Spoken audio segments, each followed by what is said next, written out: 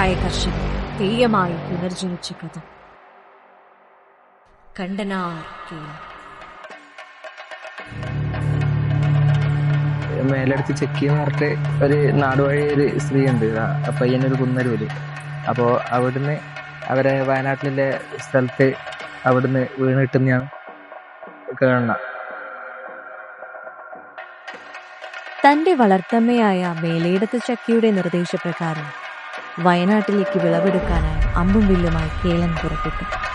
കള്ളും കുടിച്ച് ഉന്മത്തനായി കുറേ കള്ളും കയ്യിൽ കരുതിയായിരുന്നു കേളന്റെ യാത്ര. പൂങ്കുമം ദേശത്തെത്തിയ കേളൻ അവിടെയുണ്ടായിരുന്ന 4 വനപ്രദേശങ്ങളിലെയും കുറ്റിച്ചെടികളും പുല്ലുകളും വെട്ടി വെളിവാക്കി.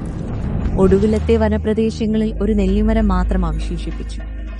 ആ നെല്ലിമരത്തിൽ 2 പാമ്പുകൾ പാർത്തിരുന്നു എന്നതാണ് വിശ്വാസം.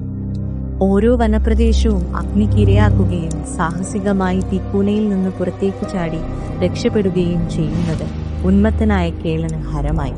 3 വനപ്രദേശങ്ങളിൽ നിന്നും രക്ഷപ്പെട്ടു പുറത്തുവന്ന കേളൻ അത്യുത്സാഹപൂർവം 4ാമത്തെ വനപ്രദേശത്തിന് ചുറ്റും തീയിട്ടു. എന്നാൽ നെല്ലിമരം അവശേഷിച്ച തീക്കാട്ടിൽ നിന്നും പുറത്തു ചാടുവാൻ കേളന് കഴിഞ്ഞില്ല.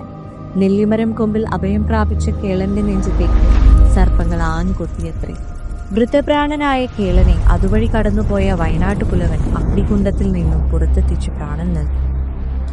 വയനാട്ടുപുലവന്റെ അനുഗ്രഹത്താൽ ജീവൻ തിരിച്ചു കിട്ടിയ കേളൻ അന്നു മുതൽ ഈശ്വരഭാവമായി മാറി.